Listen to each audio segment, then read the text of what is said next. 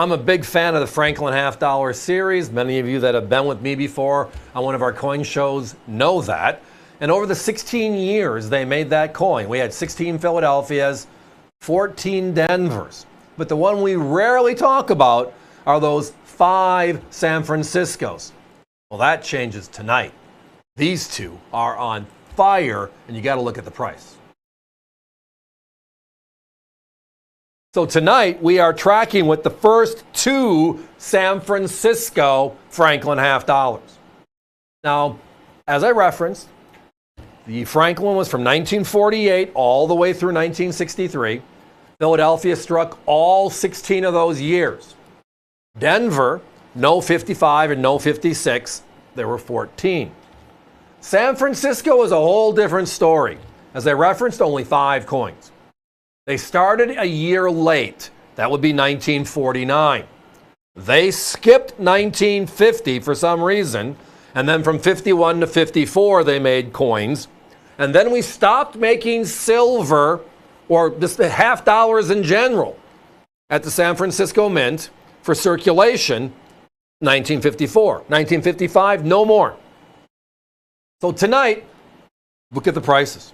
We have the very first ever San Francisco, which is the 49S, and look at our price. We're at $89.95. Beautiful, clean, like they were made yesterday. Yet we know they weren't. And then year 2 of the San Francisco series. Understanding there's no 1950, so 51 is year 2. Look at that coin. But now look at that price.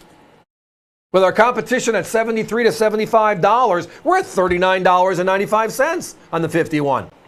We are always overly aggressive. Because 1, I love the category. 2, I want to have more people in love with this category like I am. Because the value is there.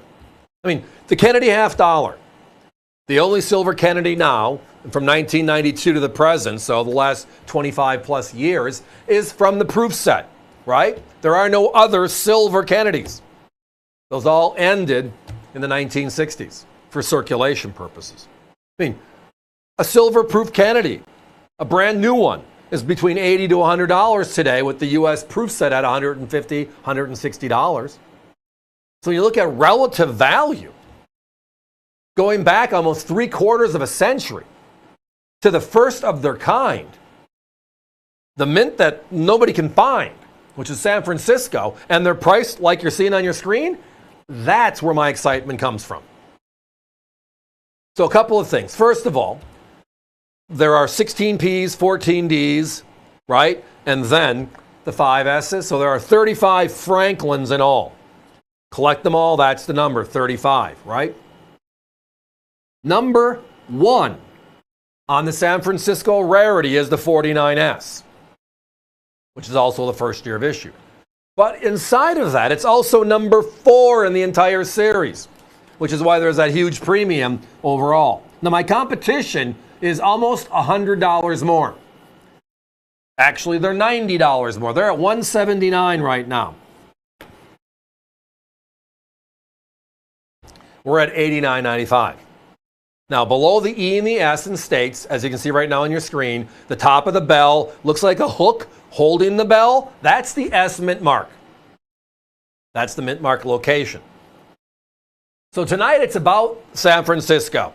Tonight it's about crazy Franklins from San Francisco. But there's also a little story that I love in the series. Maybe it's why I'm a fan other than the value. The story's great, right? Nobody can question Franklin, one of our greatest founding fathers and scientist. The two combined makes him the superhero of the 1700s. Uniquely enough, throughout the 1800s, we didn't have any body on a coin. It was always a rendition of liberty in different poses, etc. Different looks, but they were always liberty. The first ever real person on a circulating coin was Lincoln in 1909. We did the Jefferson nickel in 38.